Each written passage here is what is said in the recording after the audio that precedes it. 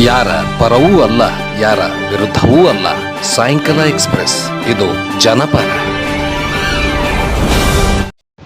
ನಮಸ್ಕಾರ ವೀಕ್ಷಕರೇ, ಸಾಯಂಕಾಲ ಎಕ್ಸ್ಪ್ರೆಸ್ಗೆ ಸ್ವಾಗತ.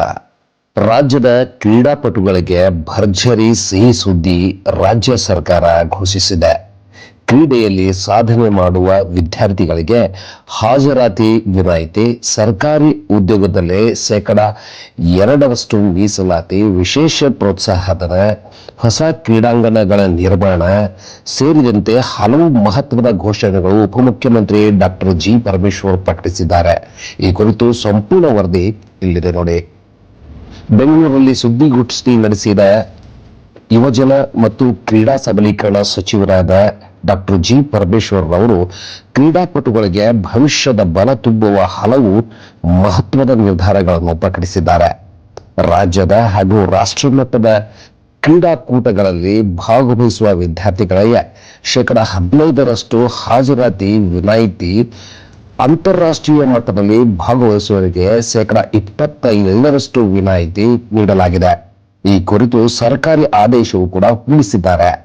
ಇನ್ನು ಮುಂದೆ 50% ಹಾಜರಾತಿ ಇದ್ದರೂ ಕೂಡ ಕ್ರೀಡಾಪಟುಗಳ ವಿದ್ಯಾರ್ಥಿಗಳಿಗೆ ಪರೀಕ್ಷೆ ಬರೆಯಲು ಅವಕಾಶ ಕಲ್ಪಿಸಲಾಗಿದೆ. ಕ್ರೀಡಾ ಸಾಧನೆಯಿಂದ ಯಾವುದೇ ವಿದ್ಯಾರ್ಥಿಯು ಕೂಡ ಶಿಕ್ಷಣಕ್ಕೆ ತೊಂದರೆಯಾಗದಂತೆ ಸರ್ಕಾರ ಕ್ರಮ ಕೈಗೊಂಡಿದೆ. ರಾಜ್ಯ ಸರ್ಕಾರದ ಒಟ್ಟು ಕ್ರೀಡಾಪಟುಗಳಿಗೆ ಉದ್ಯೋಗಕ್ಕೆ ಸಿಹಿ ಸುದ್ದಿ ಸಿಕ್ಕಿದೆ. ರಾಜ್ಯ ಭರ್ತಿ ಮಾಡಲಿರುವ 72,000 ಸರ್ಕಾರಿ ಹುದ್ದೆಗಳಲ್ಲಿ 2% ಮೀಸಲಾತಿಯನ್ನು ಕ್ರೀಡಾಪಟುಗಳಿಗೆ ನೀಡಲು ತೀರ್ಮಾನಿಸಲಾಗಿದೆ.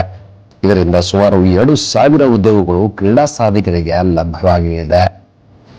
ಕಾಮನ್ವೆಲ್ತ್ ಗೇಮ್ಸ್, ಏಷ್ಯನ್ ಗೇಮ್ಸ್ ಹಾಗೂ ಏಷ್ಯನ್ ಪ್ಯಾರಾ ಗೇಮ್ಸ್ನಲ್ಲಿ ಕರ್ನಾಟಕದ ಪ್ರತಿನಿಧಿಸುವ ಪ್ರತಿಯೊಬ್ಬ ಕ್ರೀಡಾಪಟುಗಳಿಗೆ 5 ಲಕ್ಷ ರೂಪಾಯಿ ವಿಶೇಷ ಪ್ರೋತ್ಸಾಹಧನ ನೀಡಲಾಗುವುದು ಎಂದು ಡಾಕ್ಟರ್ ಜಿ ಪರಮೇಶ್ವರ್ ಅವರು ಘೋಷಣೆ ಮಾಡಿದ್ದಾರೆ. ಜೊತೆಗೆ ಕ್ರೀಡಾ ಇಲಾಖೆಯಲ್ಲಿ ಖಾಲಿ ಇರುವ 50 ಖಾಯಂ ತರಬೇತುದಾರರ ಹುದ್ದೆಗಳನ್ನು ಅತಿ ಶೀಘ್ರದಲ್ಲಿ ಭರ್ತಿ ಮಾಡಲಾಗುವುದು ಎಂದಿದ್ದಾರೆ. ರಾಜ್ಯದಲ್ಲಿ ಕ್ರೀಡಾ ಮೂಲ ಸೌಕರ್ಯಕ್ಕೂ ಹೆಚ್ಚಿನ ಒತ್ತು ನೀಡಲಾಗಿದೆ. 32 ಸ್ಥಳಗಳಲ್ಲಿ 36 ಕೋಟಿ ರೂಪಾಯಿ ವೆಚ್ಚದಲ್ಲಿ ಕ್ರೀಡಾಂಗಣ ಅಭಿವೃದ್ಧಿ ನಡೆಯಲಿದೆ. ಕಂಠೀರವ ಕ್ರೀಡಾಂಗಣವನ್ನು ಅಂತಾರಾಷ್ಟ್ರೀಯ ಮಟ್ಟದ ಸೌಲಭ್ಯಗಳೊಂದಿಗೆ PPP ಮಾದರಿಯಲ್ಲಿ ಪುನರ್ ಅಭಿವೃದ್ಧಿ ಆರಂಭಿಸಲಾಗುವುದು ಎಂದು ಮಾಹಿತಿ ನೀಡಿದ್ದಾರೆ.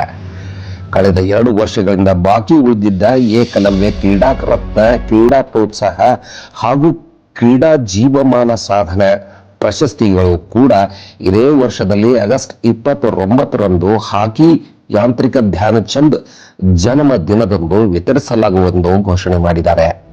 ಯುವಕರನ್ನು ರಾಷ್ಟ್ರ ನಿರ್ಮಾಣದಲ್ಲಿ ತೊಡಗಿಸಿಕೊಳ್ಳುವ ಉದ್ದೇಶದಿಂದ ಭಾರತ ಜೋಡೋ ಯುವ ಸಂಘ ಕಾರ್ಯಕ್ರಮ ಆರಂಭಿಸಲಾಗುತ್ತಿದೆ. ರಾಜ್ಯದಲ್ಲಿ ಪ್ರತಿಯಲ್ಲೂ ಕೂಡ 200 ಯುವಕರು ಒಳಗೊಂಡ 10,000 ಸಂಘಗಳು ರಚಿಸಿ ಪ್ರತಿ ಸಂಘಕ್ಕೆ ವಾರ್ಷಿಕ 10 ಲಕ್ಷ ರೂಪಾಯಿ ಅನುದಾನ ನೀಡಲು ಸರ್ಕಾರ ತೀರ್ಮಾನಿಸಿದೆ. ಈ ಯೋಜನೆಗೆ 1,010 ಕೋಟಿ ರೂಪಾಯಿ ಮೀಸಲಿಸಲಾಗಿದೆ. ಒಟ್ಟಾರೆಯಾಗಿ ಕ್ರೀಡಾಪಟುಗಳ ಶಿಕ್ಷಣ, ಉದ್ಯೋಗ, ಪ್ರೋತ್ಸಾಹಧನ ಹಾಗೂ ಎಲ್ಲ ರೀತಿಯ ಮಹತ್ವ ಘೋಷಣೆಗಳು ರಾಜ್ಯ ಸರ್ಕಾರ ಸಾವಿರಾರು ಕ್ರೀಡಾಪಟುಗಳಿಗೆ ಈ ಹೊಸ ಭರವಸೆಯನ್ನು ಮೂಡಿಸಿದೆ. ಸಾಯಂಕಾಲ ಎಕ್ಸ್ಪ್ರೆಸ್, ವಿಜಯಪುರ. ಯಾರ ಪರವೂ ಅಲ್ಲ, ಯಾರ ವಿರುದ್ಧವೂ ಅಲ್ಲ. ಸಾಯಂಕಾಲ ಎಕ್ಸ್ಪ್ರೆಸ್, ಇದು ಜನಪರ.